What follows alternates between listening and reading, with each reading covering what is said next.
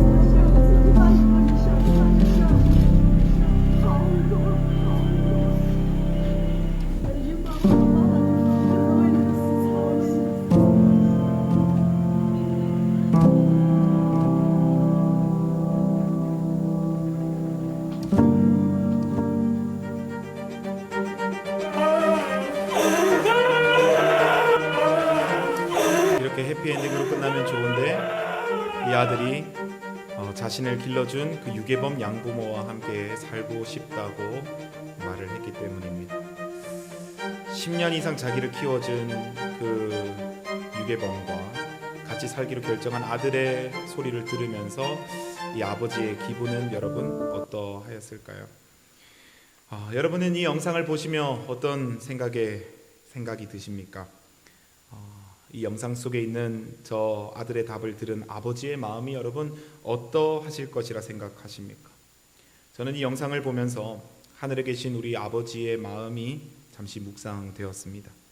하나님의 형상으로 창조된 인류, 그러나 죄에 의해 하나님의 형상을 잃어버린 인류, 예수님의 십자가 희생으로 죄에서 기꺼이 구원해 놨더니 여전히 죄에 익숙하고 죄를 사랑하여 아버지의 품에 돌아오지 않은 인류, 하나님 아버지의 마음이 여러분 얼마나 고통스러우실까요? 하나님은 단순히 우리 인류가 태어나도록만 하시지 않고 죄의 길에 들어선 인류가 회복될 수 있도록 여러분 길을 열어주셨습니다. 그리고 오늘날 여전히 죄를 사랑하는 우리들에게 하나님의 품에 돌아올 수 있는 길을 마련해 두셨습니다. 이 언약이 가장 잘 표현되어 있는 성경 말씀이 우리가 잘 아는 요한복음 3장 16절의 말씀입니다. 함께 읽어보겠습니다. 하나님이 세상을 이처럼 사랑하사 독생자를 주셨으니 이는 저를 믿는 자마다 멸망치 않고 영생을 얻게 하려 하심이니라. 아멘. 여러분, 이 말씀은 기독교인들이 가장 사랑하는 말씀이자 가장 암송을 많이 하는 구절이라고 합니다. 그런데 여러분, 이 말씀에는 우리가 결코 간과해서는 안 되는 심오한 구원의 법칙이 있습니다. 바로 하나님이 세상을 이처럼 사랑하사 뒤에 나오는 독생자를 주셨으니 라는 표현입니다. 하나님은 인류를 말로서만 사랑하시지 않으셨습니다. 그리고 예수 그리스도를 잠시 이 땅에 선물처럼 보내주신 것도 아니었습니다. 하나님은 세상을 사랑하셨고 우리를 회복시키기 위하여 독자 예수 그리스도를 이 땅에 보내셨는데, 이는 당신의 아들을 우리의 죄에서 구원하시기 위해서, 우리를 당신의 아들을 통해서 죄에서 구원하시기 위하여, 다시 말해서 우리의 죄를 위해 돌아가시도록 주셨다는 사실을 이 성경 구절은 우리에게 말해주고 있는 것입니다. 독생자를 주셨으니, 이 말씀은 다른 말로 죽도록 두셨다라는 것을 의미하고 있는 것입니다. 1988년 구소련에 속해 있던 아르메니아라는 지역에서 5만 5천 명이 참사를 당하는 대지진이 일어났었습니다. 이때 9층 아파트가 무너지면서 스잔나라는 엄마와 4살 난 딸 가이 아니가 철근과 콘크리트의 틈새 속에 갇혀서 움직일 수 없게 되었습니다. 그들은 오랜 시간 동안 갇혀 있었는데 이 딸이 엄마 옆에 누워서 계속해서 엄마 나 목말라 계속해서 목마르다는 말을 했습니다. 움직일 수도 없었던 엄마는 딸의 목을 축일 방법을 고민하다가 어둠 속에서 손을 더듬어 깨어진 유리 조각 하나를 찾게 되었습니다. 지체 없이 손가락을 찢어서 흐르는 피를 딸의 입술에 죽여 주었습니다. 이렇게 여러분, 그 가족이 며칠을 버텼는지 아십니까? 어머니의 피를 먹고 2주일을 버텼습니다. 2주일이 지나고 그들이 극적으로 구조되었습니다. 여러분, 2000년 전 진노와 사망을 피할 수 없던 인류를 위해서 하나님은 독생자 예수 그리스도의 죽음을 통해 여러분 우리의 살 길을 준비하셨습니다. 죄 속에서 허덕이는 이들, 살려달라고 외치는 이들의 그 울음소리를 들으시고 엄마의 손가락 피가 아닌 자신의 모든 목숨을 바치셔서 우리의 살 길을 열어주셨다라는 것입니다. 예수 그리스도의 고귀한 피 흘림, 이는 바로 우리의 새로운 삶을 여는 출발점이 된 것입니다.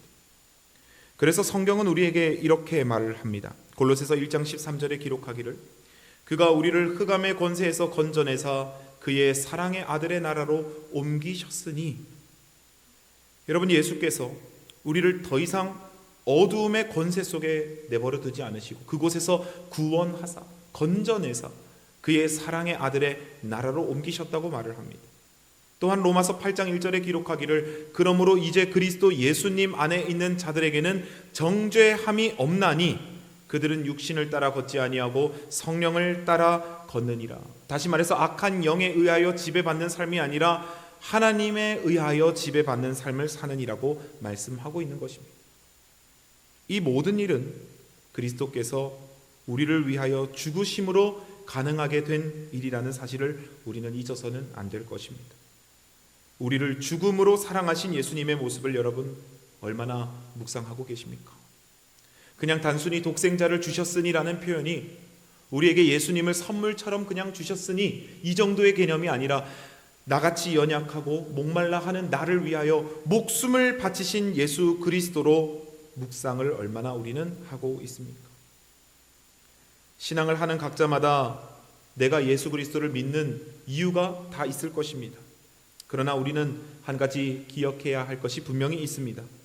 우리는 선한 사람 그리스도나 또는 신이시고 인간이신 그리스도나 또는 위대한 교사 그리스도나 또는 완벽한 모본 그리스도에 의해서 우리가 구원받는 것이 아니라, 다시 말해서 여러분, 일상생활 속에서 나의 농사를 잘 이루어 주셨기 때문에 예수님을 믿고, 나에게 지혜를 더해 주신 예수님을 믿고, 나를 건강하게 해주신 그 예수님 때문에 구원받는 것이 아니고, 우리의 구원, 우리의 참 생명이 살아나는 유일한 이유는 십자가의 그리스도, 우리를 위하여 목숨까지 바치신, 죽기까지 우리를 사랑하신 그 그리스도를 만나야 진정한 구원 얻음의 기쁨을 누릴 수 있게 된다는 사실을 여러분, 우리가 기억하게 되기를 간절히 소망합니다.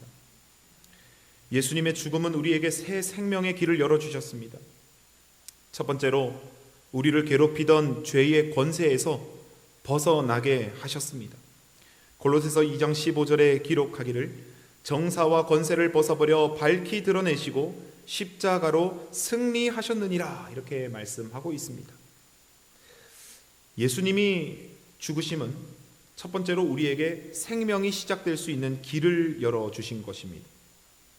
인간의 한정적인 시간에서 생명이라는 것은 태어나서 80에서 한 90 정도까지 사는 그런 삶이라고 생각할 수 있습니다. 그러나 하나님의 시간에서 생명이란 영생을 의미하는 것입니다.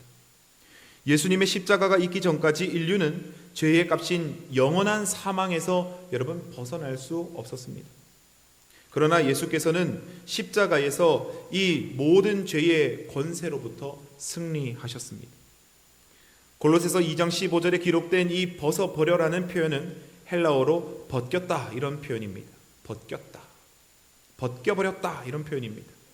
다시 말해서 예수님께서는 십자가에서 이 세상의 통치자들인 악한 영과 사망으로 이르는 그 죄의 모든 권세들을 어떻게 했다는 것입니까? 벗겨버렸다라는 것입니다. 우리를 덮고 있는 모든 것들을 벗겨버렸다는 것입니다. 여러분, 얼마 전 서울 도봉동 아파트 화재로 목숨을 잃은 우리 재림교회 집사님 이야기를 여러분 아실 것입니다. 저는 그분의 얼굴을 잘 모릅니다. 누군지도 잘 모릅니다. 그러나 그 소식을 듣고 그분이 보여주신 사랑이 어떠한 사랑인지는 여러분 알 듯합니다. 불길 속에서 뒤로는 불이 활활 타오르고 탈출구는 창문으로 뛰어내리는 것밖에 없었습니다. 그런 상황 속에서 생후 7개월 된 딸을 품에 안고 4층 아파트 문으로 아이를 안고 뛰어내렸습니다. 아이를 조금이라도 다치지 않게 하기 위하여 자신의 몸은 전혀 방어하지 않은 채 아이를 안고 뛰어내린 그 아버지의 심정이 여러분 어떠하였겠습니까? 자신도 살려면 적어도 한 팔 정도는 자신의 머리를 보호하고 한 손으로 아이를 감쌌어야 될 것입니다. 그러나 아이를 온전히 보호하려면 온전히 아이를 꽉 안고 자신은 조금도 방어하지 않고 뛰어내렸어야 될 것입니다. 여러분, 오늘날 우리 예수님이 자신의 목숨을 조금도 방어하지 아니하시고 우리를 살려주셨습니다. 잃어버린 영생의 생명 가운데 설 수 있도록 여러분 자신을 조금도 방어하지 않고 우리를 살려주셨다는 사실입니다. 이 큰 희생을 기억하며 새 생명 얻은 자다운 신앙인의 모습을 우리가 누리게 되기를 간절히 소망합니다. 두 번째로 예수님의 죽음은 우리가 하나님의 아들이 되었음을 선포합니다. 고린도후서 5장 19절에 기록하기를 이는 하나님께서 그리스도 안에 계시사 세상을 자기와 화목하게 하시며 저희의 죄를 저희에게 돌리지 아니하시고 화목하게 하는 말씀을 우리에게 부탁하셨느니라, 이렇게 기록합니다. 화목하게 하시며, 이 말씀에 대해서 증언은 다음과 같이 기록하고 있습니다. 사람은 죄로 인하여 하나님과의 교제가 단절되었다. 하나님의 구속하시는 경륜이 없었다면 하나님과의 영원한 이별, 끝없는 밤의 암흑이 바로 사람의 운명이 되었을 것이다. 그러나 구주의 희생을 통하여 하나님과의 교제가 다시 가능하게 되었다. 우리 자신으로서는 하나님께 가까이 나아갈 수가 없으며 또한 우리의 죄로 인하여 하나님의 얼굴을 쳐다볼 수도 없었다. 그러나 구주이신 예수 그리스도 안에서 우리는 하나님을 쳐다볼 수 있고 교제할 수도 있는 것이다. 아멘. 여러분, 그렇습니다. 십자가 위에서 당하신 예수 그리스도의 죽음으로 이제 우리는 하나님 앞에 죄와 두려움 없이 설 수 있게 되었습니다. 십자가 이전까지 하나님을 만나려면 여러분 어떻게 해야 됐습니까? 성경을 읽어보면 제사장을 통하고 희생양을 잡아서 예수님께, 하나님께 나아가야 됐습니다. 그러나 예수님이 십자가에 달려 돌아가시자 희장문이 찢기며 지성소를 향한 길이 활짝 열렸습니다. 이제 각 사람이 하나님을 만날 수 있고 아뢰 수 있게 된 것입니다. 이것이 십자가에 달리신 예수님이 마지막으로 남기신 다 이루었다라는 참 의미인 것입니다. 하나님과 사람 사이를 화목하게 만들어서 이제는 하나님과 사람이 교통할 수 있게 만든 것, 그것이 예수님의 구속사역의 핵심인 것입니다. 이제 이 와그너는 아래와 같이 기록하였습니다. 탕자가 그 아버지의 집을 떠나 허랑방탕하고 있을 때는 종과 하등에 다를 바가 없었다. 왜냐하면 그는 종이 되었고 가장 천한 일을 하고 있었기 때문이었다. 그와 같은 처지로 아버지의 집에 돌아오면서 종보다 나은 대우를 받을 가치가 없다고 느꼈다. 그러나 아버지는 아직도 멀리 떨어져 있었는데도 그를 알아보고 달려가서 만났으며 그를 아들로 영접하였다. 그가 모든 상속권을 잃어버렸음에도 불구하고 상속자로 받아들인 것이다. 이와 같이 우리도 자녀라 불리울 수 있는 모든 권리를 상실하였고 유업을 탕진하였지만 하나님은 그리스도 안에서 우리를 자녀로 영접하시며 그리스도가 가진 것과 똑같은 권리와 특권을 우리에게 주신다. 아멘. 여러분, 예수님의 죽음의 가치가 얼마나 높은지 우리가 이해해 볼 필요가 있습니다. 여러분, 하나님께서 우리를 자녀로 삼으신 것은 우리가 결코 선하기 때문이 아닙니다. 돈을 많이 벌어왔기 때문에 하나님이 아들로 거둬주신 것이 아닙니다. 탕자의 비유처럼 우리는 가진 것이 아무것도 없지만 비천하지만 우리를 사랑하시기 때문에 받아주시는 것입니다. 우리가 선하기 때문이 아니라 우리를 선하게 만드시려고 받아주시는 것입니다. 우리가 뛰어나기 때문에 받아주시는 것이 아니라 우리를 만왕 앞에, 정말 이 만국 앞에 뛰어나게 세우시고자 우리를 받아주시는 사실을 여러분 기억하시기 바랍니다. 그러므로 나 자신이나 우리 상대를 바라보며 저 사람 하나님의 자녀라면서 하나님 신앙한다면서 도대체 왜 저럴까 하는 그런 고심보다는 나를 변화시키기 위하여, 또 저 사람을 변화시키기 위하여 나를 자녀 삼아주시고 그 사람을 자녀 삼아주시고 은혜로 보듬어 주시는 그 아버지의 사랑을 바라볼 수 있는 우리 모두가 되기를 간절히 소망합니다. 마지막 세 번째로, 예수 그리스도의 죽음은 우리가 의 안에서 성장할 수 있음을 나타내 보여줍니다. 제가 여러분 영남 36 중학교 1학년으로 입학했을 때 우리 교실에서 친구들과 장난을 치다가 이 팔꿈치가 골절이 되는 그런 사실이 있었습니다. 처음으로 팔이 부러져 봤습니다. 그래서 정형외과에 갔는데 이 사진을 찍더니 그 선생님이 팔꿈치 성장판이 다쳤다는 것입니다. 왼팔이었습니다. 그러면서 의사 선생님이 농담 반 진담 반으로 잘못하면 왼팔이 오른팔보다 짧아지겠어 이런 말을 했습니다. 그래서 제가 그 자리에서 막 이렇게요 막 하면서 막 이런 모습을 취하고 있었는데 아무튼 그랬었습니다.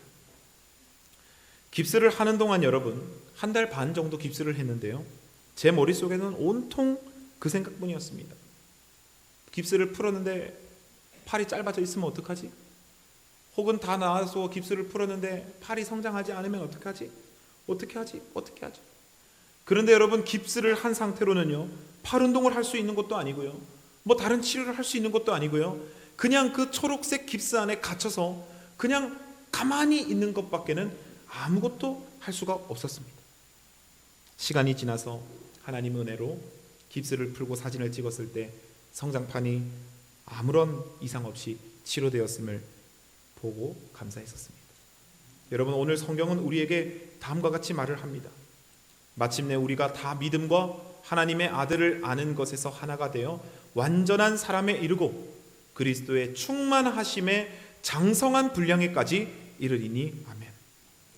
여러분, 이 일이 어떻게 가능한가? 성경은 또 대답합니다.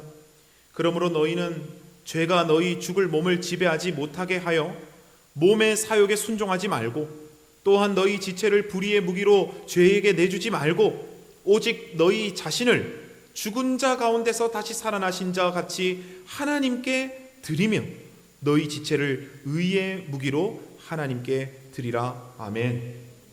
여러분, 예수님을 영접하지 않고 성령님과 동행하지 않던 우리의 삶은요, 마치 성장판을 다치고 깁스를 하고 그 깁스 안에 갇혀 살던 저의 삶과 다를 바가 없을 것입니다. 제가 아무 노력도 할 수 없었던 것처럼 여러분, 성령 하나님이 우리와 함께 계시지 아니하면 죄 속에 우리는 갇혀서 아무것도 할 수 없는 그런 죽은 존재들 밖에 안 되는 것입니다. 그러나 죽었다가 살아나신 그리스도로 말미암아 이제 우리는 자유를 얻고 의 안에서 장성한 분량에까지 성장할 수 있는 길이 여러분 열렸다는 사실에 얼마나 감사하십니까? 사망 앞에 죽을 수밖에 없는 인간이 이제는 예수님께서 너희가 완전한 사람에 이르고 장성한 분량에까지 이르리니라고 말씀하고 계십니다. 오늘 이 언약의 약속에 우리가 감사하고 간절히 도전하는 저와 여러분 되기를 간절히 소망합니다. 안성우의 멈출 수 없는 사랑이라는 책에서 이런 글의 표현이 있습니다.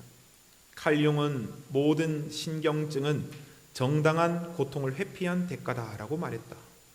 고통을 회피한 대가는 회피하고자 했던 고통보다 결국에는 더 고통스러운 것이다.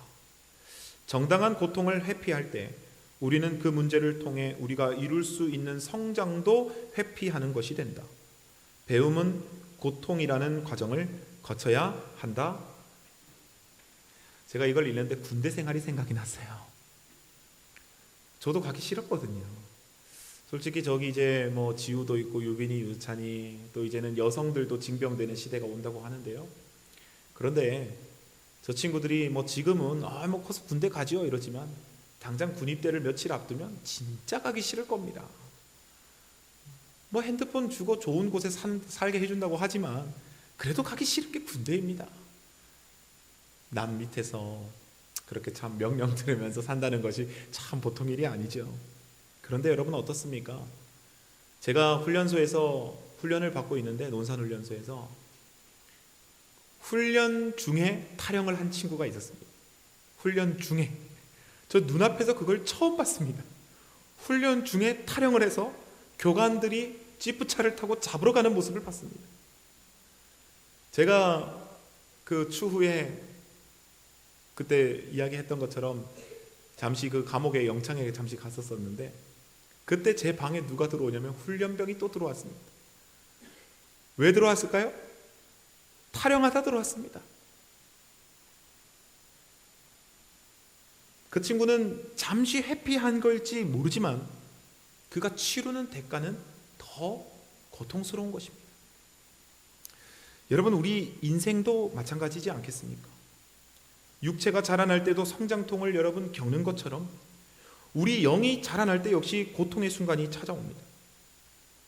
하지만 그 고통의 순간은 결코 좌절의 대상이 될 수 없음을 여러분 우리가 기억하기를 소망합니다. 고통을 통해 우리의 불필요한 부분들이 잘려나가고 주님 앞에 정금과 같이 서게 될 것이기 때문입니다. 지금의 고통은 여러분 우리를 무너뜨릴 수가 없습니다. 오히려 우리를 주님께로 더 가까이 자라나게 할 것입니다.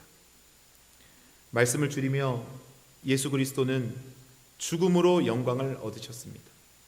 다시 말해 죽음을 영광으로 바꾸실 수 있는 분이 하나님이십니다. 그런 하나님께서 오늘 그 길에 여러분을 초청하고 계십니다. 내 안에서 너희가 죽으라고 말하고 계십니다. 우리가 그걸 상징하는 침례를 받았지 않습니까? 그 침례는 단순히 예식 그 자체로만 끝나는 것이 아니라 진정으로 내 삶을 주님과 함께 죽고 죽이고 예수님과 다시 살겠다라는 것을 결심하는 것입니다. 오늘 그 초심으로 돌아가 내 길에 서라고 여러분들을 초청하고 계십니다. 우리를 사랑하시어 목숨까지 바치신 하나님이 여러분의 길을 여시고 표대를 향해 달리라고 말씀하고 계십니다. 우리 모두가 주님의 초청 아래 순종으로 나아가게 되기를 이 시간 간절히 소망합니다. 예수님의 죽음이 우리의 삶을 진정으로 변화시키기를 소망합니다. 우리의 삶이 주님의 죽음 앞에 겸손해지기를 소망합니다. 말씀을 줄이도록 하겠습니다. 자비로우신 우리 하나님 아버지, 감사합니다. 예배하게 하시고 주님을 사모하게 하시고 주님께 감사하게 하시니 감사드립니다. 하나님, 우리가 하나님을 마음껏 찬양할 수 있고 주님께 우리의 마음을 표현할 수 있는 이 모든 것들이 다 우리를 죽기까지 사랑하신, 죽음으로써 우리를 위하여 사신 그 예수님의 희생 덕분이라는 것을 우리가 기억하게 도와주시옵소서. 생명과 사랑의 모든 시작은 우리를 위하여 십자가에 달리신 주님의 보혈에 있음을 아버지 저희가 기억하게 도와주시옵소서. 이제 주님, 저희들의 신앙의 삶이 정말 예수님의 그 크신 희생을 기념하는 삶이 될 수 있도록 도와주시옵소서. 우리의 잘남과 우리의 선함과 우리의 모습으로 아버지 앞에 나서는 것이 아니라 우리의 모습 위에 뿌려진 예수님의 그 보혈 하나를 의지하며 신앙하는 겸손하고 믿음 있는 주님의 종들이 되게 아버지 도와주시옵소서. 주님 명절을 맞이하여 먼 길을 떠나는 하나님의 백성들을 기억하시고 주님의 천사들이 그 각자의 모든 여정 가운데 동행하여 주셔서 모든 길 안전하게 다녀올 수 있도록 하나님 인도하여 주시옵소서. 또 감기와 독감이 유행하므로 많은 성도들의 몸이 온전치 못하오니 하나님, 성도들의 몸을 지키시고 보호하시어 회복시켜 주시옵시고 어린아이로부터 우리 노인에 이르기까지 모든 이들의 육신과 영이 아버지 앞에 깨끗이 치유되어 온전한 모습으로 아버지께 예배할 수 있도록 주님 치유하심을 더하여 주시옵소서. 하나님, 저희들의 모든 세움교회 성도들이 이제 잠시 어둡고 추웠던 그 죽음의 시기를 넘어서서 새롭게 꽃피는 하나님의 영광으로 가득한 시대를 만들고자 도약하고자 합니다.